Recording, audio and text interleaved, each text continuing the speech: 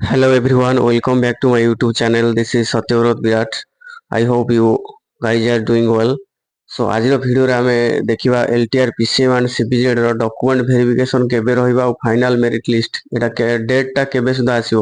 ତ ଆଜିର ଭିଡ଼ିଓର ଟପିକ ରହିବ which documents are important during the time of verification।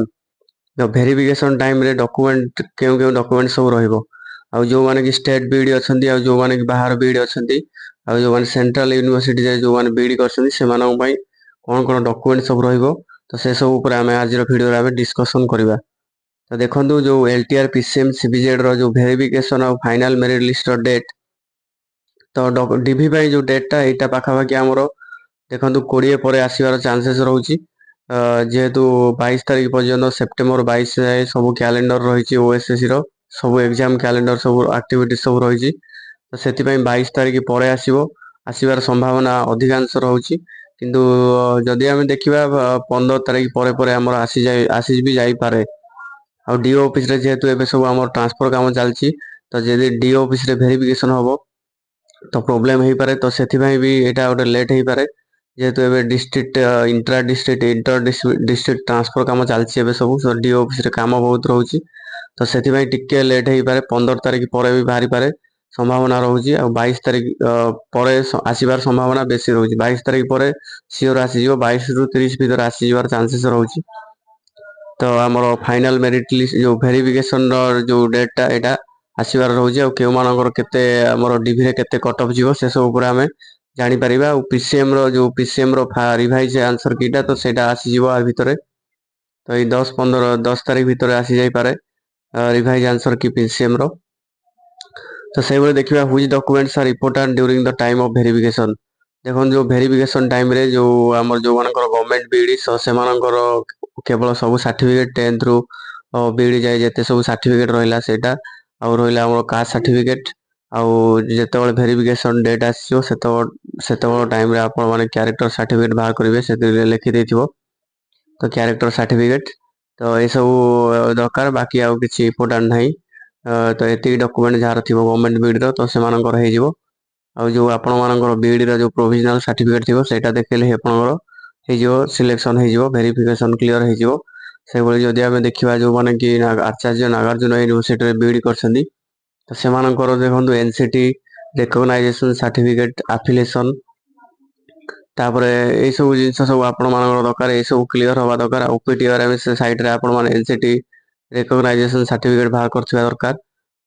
ତ ଏଇଟା ଥିବା ଦରକାର। ଆପଣମାନଙ୍କର କାଷ୍ଟ ସାର୍ଟିଫିକେଟଟା ଯେଉଁମାନଙ୍କର କାଷ୍ଟ SC ST SCBC ସେମାନେ ଆପ୍ଲାଏ ଟାଇମରେ ଯେଉଁ ସାର୍ଟିଫିକେଟ ଦେଇଥିଲେ ସେଇ ସାର୍ଟିଫିକେଟଟା ହିଁ ଆପଣମାନେ କ'ଣ କରିବେ ନା ଭେରିଫିକେସନ ଟାଇମରେ ଶୋ କରିବେ।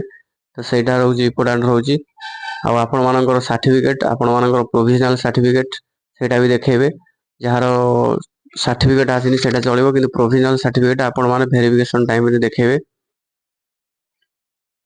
ଆଉ ଆପଣମାନଙ୍କର ୟୁନିଭର୍ସିଟି ଯେଉଁ ଆଚାର୍ଯ୍ୟ ନାଗାର୍ଜୁନ ୟୁନିଭର୍ସିଟି ତ ୟୁନିଭର୍ସିଟି ରିଲେଟେଡ୍ ଯାହା ବି ସାର୍ଟିଫିକେଟ ଆପଣମାନଙ୍କର ଅଛି ସେ ସାର୍ଟିଫିକେଟ ଆପଣମାନେ ସବୁ ରେଡି କରି ରଖିଥିବେ। ଯେଉଁ ଟାଇମରେ ଯେଉଁ ଭେରିଫିକେସନ ଟାଇମରେ ଯେମିତି ବି କିଛି ପ୍ରୋବ୍ଲେମ ନ ହେବ, ଆପଣମାନଙ୍କୁ ଯାହା ସାର୍ଟିଫିକେଟ ବି ମାଗିବେ ସେଇଟା ଆପଣମାନେ ଶୋ କରିପାରୁଥିବେ। ଯେମିତିକି ଆପଣମାନଙ୍କର ଏଇ ଆଫିଲିଏସନ ଆଉ ଏଇଟା ଆମର NCT ଏଇଟା ହେଉଛି ସବୁଠାରୁ ମୋଷ୍ଟ ଇମ୍ପୋର୍ଟାଣ୍ଟ ସାର୍ଟିଫିକେଟ। ତ ଏଇ ଦୁଇଟା ଆପଣମାନେ ସିଓର ଏଇଟା ରଖିଥିବା ଦରକାର।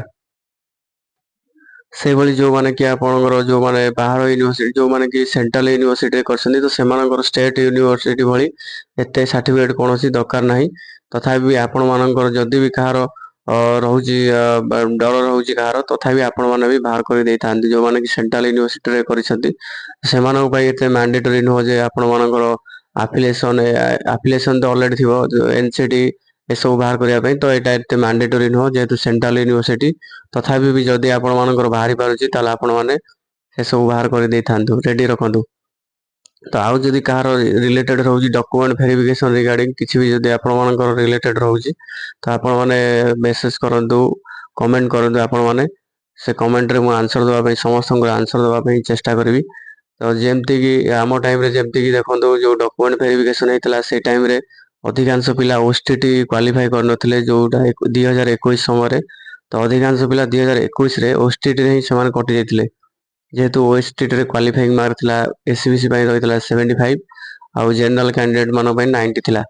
ତ तो जेहेतु पीसीएम सीबीजेड रे मैक्सिमम पिला कौन कर नथिले क्वालिफाई ही कर पार नथिले तो तापर जेहेतु हमर ओस्टीडी मार्क ता रिड्यूस हो जाइछि तो एबे समस्त ओस्टीडी पासिंग करिसथि किंतु सेमानकर प्रोब्लेम रहउछि कोन डॉक्यूमेंट रिलेटेड रे प्रोब्लेम रहउछि तो डॉक्यूमेंट जदि किछि भूलभाल रहउछि ताले सेमानकर कटिबार चांसेस रहउछि तो जदि भी किछि कार डॉक्यूमेंट सही टाइम रे प्रोड्यूस हेइ पारु नाही तो सेमानकु टाइम दिया जिवो पाखापाखि 4-5 दिन समय दिया जिवो तो सही समय भितर जदि सेमाने प्रोड्यूस न करि पारिले देई न पारिले डॉक्यूमेंट ताले सेमानकु कोन करा जिवो ना फाइनल मेरिट लिस्ट रे सेमानक ना आसीबो नाही तो एई सब रहउछि डॉक्यूमेंट वेरिफिकेशन रिगार्डिंग तो आपण माने जदि डॉक्यूमेंट रे रिलेटेड किछि भी आपण मानकर जानिबा पय चाहुछंती ताले आपण माने कमेंट बॉक्स रे कमेंट करंतु नेक्स्ट वीडियो रे हमें आ गोटे क्लियर इन्फॉर्मेशन आनी के आसीबा सेति चैनल को लाइक शेयर और सब्सक्राइब करंतु thank you for watching this video.